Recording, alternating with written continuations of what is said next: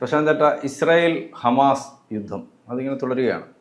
അത് അവസാനിപ്പിക്കാൻ ഇന്ത്യ ഇടപെടണം. ഇന്ത്യ പല ഇപ്പം റഷ്യ ഉക്രൈൻ യുദ്ധം ഉൾപ്പെടെയുള്ള കാര്യങ്ങളിലൊക്കെ ഇന്ത്യയുടെ നിലപാട് ലോകരാജ്യങ്ങൾ ഉറ്റുനോക്കുന്നുണ്ട്. ഈ നമ്മുടെ പുടിൻ ഇന്ത്യയുടെ ഇടപെടൽ ആവശ്യമാണെന്ന് പറയുന്നുണ്ട്. അതുപോലെ ഈ യുദ്ധത്തിലും ഇസ്രായേൽ ഹമാസ് യുദ്ധത്തിലും ഇന്ത്യ ഇടപെടണം എന്ന് ഇസ്രായേൽ അംബാസിഡർ ആവശ്യപ്പെട്ടിരിക്കുകയാണ്. അദ്ദേഹത്തിൻ്റെ ഒരു പ്രസ്താവന വന്നിട്ടുണ്ട്. അപ്പോൾ എന്തുകൊണ്ടായിരിക്കും അദ്ദേഹം അങ്ങനെ പറഞ്ഞത്? ഇന്ത്യ ഇടപെടണം, ഇന്ത്യ ഇടപെട്ടാൽ തീരുന്ന വിഷയമാണോ? പശ്ചിമേഷ്യൻ രാജ്യങ്ങളിൽ ഇന്ത്യയുടെ സാന്നിധ്യമാണ് പുള്ളി പറയുന്നത്. അല്ലെങ്കിൽ ഇന്ത്യയുടെ ഒരു വില, അല്ലെങ്കിൽ പശ്ചിമേഷ്യൻ രാജ്യങ്ങളിൽ ഇന്ത്യ പറയുന്ന കാര്യത്തിനുണ്ടാകുന്ന ഒരു വില, ഇന്ത്യയുടെ കരുത്ത്, അതാണ് അദ്ദേഹം പറയുന്നത്. അപ്പം ഈ ഒരു വിഷയത്തിനകത്ത് ഇപ്പം റഷ്യ, ജോണ് പറഞ്ഞ പോലെ റഷ്യ അല്ലെങ്കിൽ ഉക്രൈൻ യുദ്ധത്തിനകത്ത് ഇന്ത്യ ഇടപെട്ട് ആ യുദ്ധം തീരുന്ന ഒരു രീതിയിലേക്ക് പോകുന്നതായിട്ട് നമുക്ക് തോന്നുന്നുണ്ട്. അല്ലെങ്കിൽ യുദ്ധം അവസാന ഘട്ടത്തിലേക്കൊക്കെയാണെന്നാണ് തോന്നുന്നത്. യുദ്ധം അവസാനിക്കും എന്നുള്ള ഒരു രീതിയിലേക്ക് തന്നെയാണ്.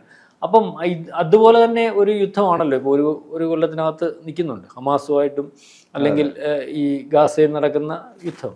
അപ്പം ആ യുദ്ധത്തിനകത്ത് ഇടപെട്ട് ആ യുദ്ധം നിർത്തുന്നതിന് വേണ്ടി ഇന്ത്യ വിചാരിച്ചാൽ നടക്കും എന്നാണ് അദ്ദേഹത്തിൻ്റെ പേര്. റൂവൽ അൻസർ എന്നാണ്, അംബാസഡറാണ് അദ്ദേഹം പറഞ്ഞിരിക്കുന്നത്.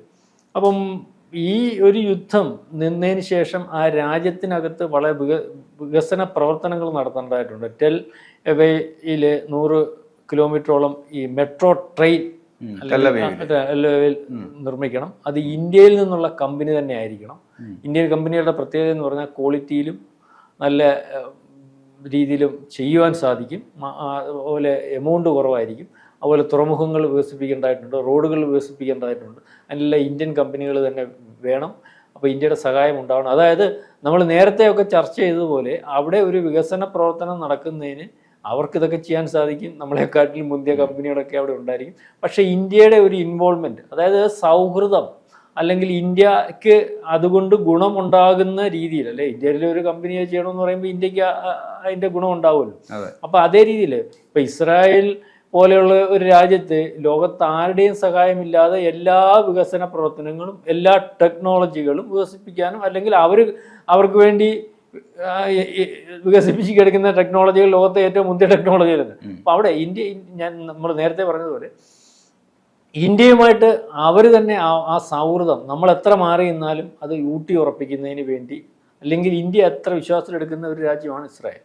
അപ്പം അവരുടെ യുദ്ധം അവസാനിക്കണം. അതുപോലെ സ്വതന്ത്ര പാലസ്തീൻ സങ്കല്പമാണ് നമുക്കുള്ളത്. നമ്മൾ ഈ ഇസ്രായേലിനെ വേണ്ട വിധമൊക്കെ സഹായിക്കുമ്പോഴും പാലസ്തീന് വേണ്ട സഹായങ്ങളൊക്കെ ചെയ്തു കൊടുക്കുന്നുണ്ട്. അവിടുത്തെ മാനുഷിക അല്ലെങ്കിൽ മനുഷ്യത്വം എന്നുള്ള ഒരു കാഴ്ചപ്പാട് ഇന്ത്യക്കുണ്ടല്ലോ. അതിനകത്ത് വെച്ച് നമ്മൾ മരുന്നുകൾ കൊടുക്കുന്നുണ്ടായിരുന്നു, ഭക്ഷണങ്ങൾ കൊടുക്കുന്നുണ്ടായിരുന്നു. അതിപ്പോഴും അത്യാവശ്യം സഹായങ്ങൾ ചെയ്തിട്ടുണ്ടായിരുന്നു. നമുക്ക് നമ്മളുടെ രീതി അനുസരിച്ച് കടന്നുകയറ്റം, ഒരു രാജ്യത്തോട്ട് കടന്നു കയറി ആക്രമിച്ചാൽ പിന്നെ നോക്കിയിരിക്കേണ്ടതില്ല എന്നുള്ളൊരു ആശയമാണ് നമുക്കുള്ളത്. നമ്മുടെ രാജ്യത്തോട്ട് കടന്നു കയറുക, നമ്മൾ മര്യാദയ്ക്ക് ഇരിക്കുക, മാക്സിമം യുദ്ധം ഒഴിവാക്കി പോവുക, അല്ലെങ്കിൽ രാജ്യങ്ങൾ നമ്മൾ യുദ്ധം ചെയ്യുന്നതിന് നമുക്ക് താല്പര്യമില്ല, അതൊക്കെ നമ്മുടെ ഇത് തന്നെയാണ്, നമ്മുടെ ഐഡിയോളജിയാണ്. പക്ഷേ നമ്മുടെ രാജ്യത്തേക്ക് കടന്നു കയറുക, ഇപ്പോൾ ഇന്ത്യയിലേക്ക് ഒരാൾ കടന്നു കയറിയാൽ അയാളെ പിന്നെ വെച്ചുകൊണ്ടിരിക്കേണ്ട കാര്യമൊന്നുമില്ല. കാരണം ജോണ് മര്യാദക്കായിട്ട് ജീവിക്കുക. ജോണിൻ്റെ വീട്ടിലോട്ട് കയറി ആക്രമിക്കാൻ തുടങ്ങിയാൽ ജോണ് പിന്നെ മര്യാദയ്ക്ക് ഇരുന്നിട്ട് കാര്യമില്ലല്ലോ. കാരണം പിന്നെ അതിന് മര്യാദ എന്നല്ലെന്ന് പറഞ്ഞാൽ ജോൺ അത് ആഗ്രഹിക്കുന്നു എന്നാണ് അതിൻ്റെ അർത്ഥം. കാരണം വേറെ ഒരുത്തൻ കയറി നമ്മുടെ വീടെല്ലാം തല്ലി തീർക്കുകയും വീടിൻ്റെ അന്തരീക്ഷം നഷ്ടപ്പെടുത്തുകയൊക്കെ ചെയ്താൽ അവനെ എതിരിടുക, അവനെ ഇല്ലായ്മ ചെയ്യുക എന്നുള്ളത്. അപ്പം ആ തത്വം അനുസരിച്ച് ഇസ്രായേലിൻ്റെ കൂടെ തന്നെയാണ് ഇന്ത്യ നിൽക്കുന്നത്. അതങ്ങനെ തന്നെ നിൽക്കാൻ സാധിക്കത്തുള്ളൂ എന്ന് പറഞ്ഞിട്ട് സ്വതന്ത്ര പാലസ്തീൻ സങ്കല്പം നമ്മൾക്കുണ്ട്, നേരത്തെ തന്നെ ഉള്ളതാണ്. അപ്പം ഇതെല്ലാം കൂടെ കൂട്ടി യോജിപ്പിച്ച് വളരെ കൃത്യമായ ഒരു ഫോർമുലയിൽ ഹമാസിൻ്റെയും അല്ലെങ്കിൽ ഗാസയിലെ വിഷയങ്ങളും ഒക്കെ കൈകാര്യം ചെയ്യാൻ പറ്റുന്ന ഒരു രാജ്യം പശ്ചിമേഷ്യയിൽ ഉണ്ടെന്ന് പറയുന്നത് അവർക്ക് വിശ്വാസയോഗ്യമായിട്ട് ഇന്ത്യ മാത്രമേ ഉള്ളൂ. ഇന്ത്യക്ക് അത് വളരെ കൃത്യമായിട്ട് കൈകാര്യം ചെയ്യാൻ സാധിക്കും.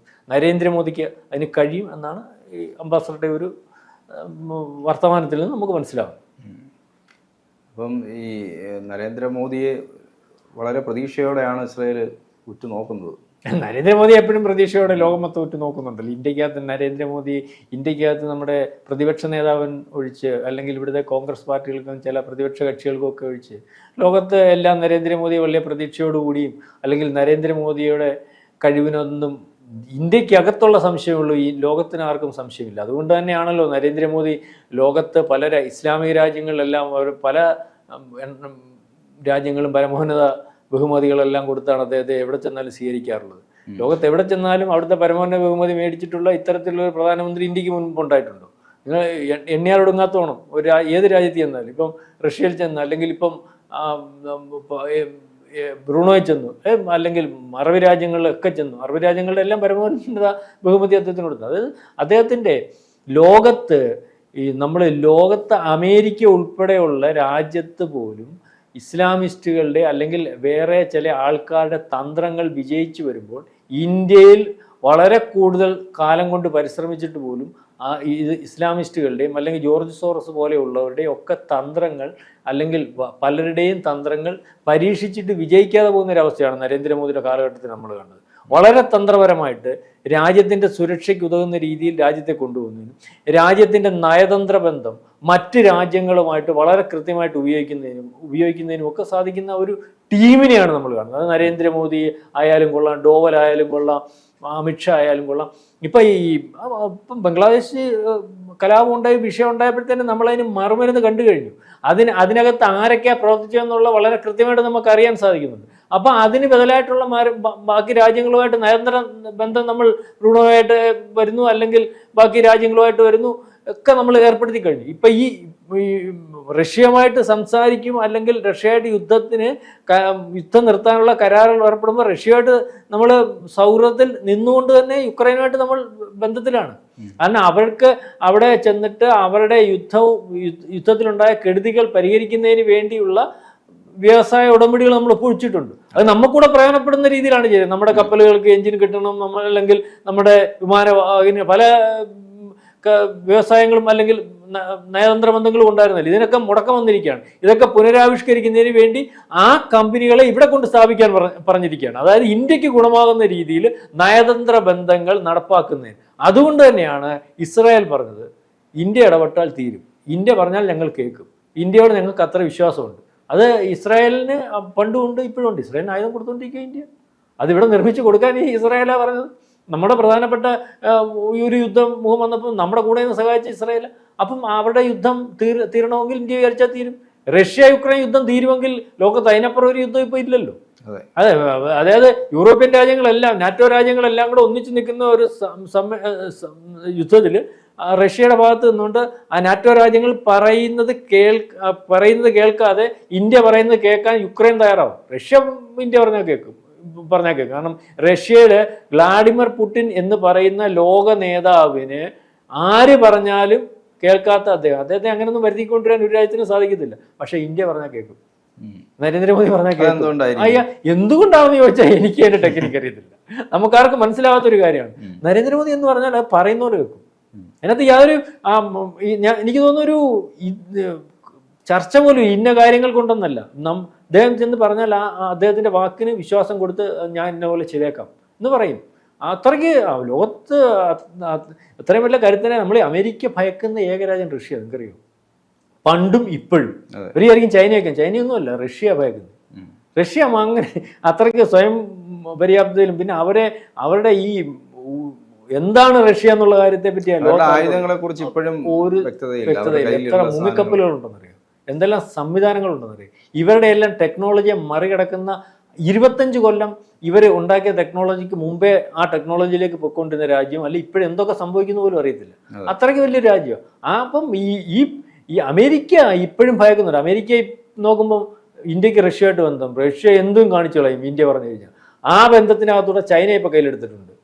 നയതന്ത്രബന്ധം നോക്കിയോണം. ബംഗ്ലാദേശ് വിഷയം വന്നപ്പോൾ ചൈന ഇപ്പോൾ നമ്മൾ കയ്യിലെടുത്തിട്ടുണ്ട്. കാരണം പാകിസ്ഥാൻ ബംഗ്ലാദേശോട് കൂടിച്ചേർന്ന് നമ്മളപ്പം പാകിസ്ഥാനെ സഹായിക്കുന്നതിന് ചൈനയുടെ കാര്യമുണ്ട്. അമേരിക്ക എന്തുവരെ സഹായിച്ചുകൊണ്ടിരിക്കുകയാണ്. അപ്പോൾ ചൈനയെ നമ്മൾ പിടിച്ചിട്ടുണ്ട്. അപ്പോൾ ഇതൊരു വല്ലാത്തൊരു ഭയങ്കര നയതന്ത്ര ബന്ധമാണ്. അപ്പോൾ ഇത്ര എന്തൊക്കെ വന്നാലും ലക്ഷ്യത്തിലേക്ക് എത്താൻ കഴിയുന്ന ഒരാൾ ലോകത്ത് ഇപ്പോൾ എല്ലാവരും ഉറ്റുനോക്കുന്ന നരേന്ദ്രമോദിയുടെ കൂട്ട് എന്ത് പ്രതിസന്ധി വന്നാലും ആ പ്രതിസന്ധിയെ തരണം ചെയ്ത് ലക്ഷ്യത്തിലേക്ക് എത്തുന്ന, ഇതുവരെ നമ്മളുടെ അദ്ദേഹത്തിന്റെ ആ റൂട്ട് പരിശോധിക്കുമ്പോൾ അങ്ങനെ എത്തുന്ന ഒരു ഭരണാധികാരിയില്ല. അത് ലോകം അംഗീകരിക്കുന്ന ഭരണാധികാരി തന്നെയാണ്. അതുകൊണ്ട് തന്നെ ഇസ്രായേൽ ഉൾപ്പെടെയുള്ള അംബാസഡർമാർ ലോകത്തിൽ അദ്ദേഹം എന്നാൽ പിന്നെ അമേരിക്കൻ പ്രസിഡന്റ് വന്ന ലോകത്തിലെ ഏറ്റവും വലിയ പ്രസിഡന്റ് ആണല്ലോ അമേരിക്കയുടെ പ്രസിഡന്റ് എന്ന് പറഞ്ഞാൽ ഇപ്പോഴും അവർ വെച്ചുകൊണ്ടിരിക്കും. അവരൊന്നും ഇറച്ചി ചെയ്യാൻ പറഞ്ഞിട്ട് ചെയ്താൽ പോലെ. പക്ഷെ അവരൊന്നും പറയുന്നതല്ലേ. അപ്പോൾ ഇറാഖ് ഇന്ത്യ പറഞ്ഞാൽ കേൾക്കും, അതിനപ്പുറം തുർക്കി കേൾക്കും, ഈജിപ്റ്റ് കേൾക്കും, അല്ലെങ്കിൽ സൗദി കേൾക്കും, ഏത് രാജ്യവുമായിട്ടും സംസാരിച്ചാൽ കേൾക്കുന്ന അല്ലെങ്കിൽ നമ്മൾ പറയുന്നതിന് അംഗീകാരം കിട്ടുന്ന ഒരവസ്ഥയിലേക്ക് കാര്യങ്ങൾ പോയിട്ടുണ്ട്. അതുകൊണ്ടാണ് ഇസ്രായേൽ പറഞ്ഞത് ഇടപെട്ടാൽ മാന്യമായിട്ട് പറഞ്ഞാൽ തീരുമെങ്കിൽ അത് ഇന്ത്യ പറഞ്ഞാലേ തീരത്തുള്ളൂ, തീരുന്നെങ്കിൽ തീരട്ടെ എന്നുള്ളതാണ്. അതെ.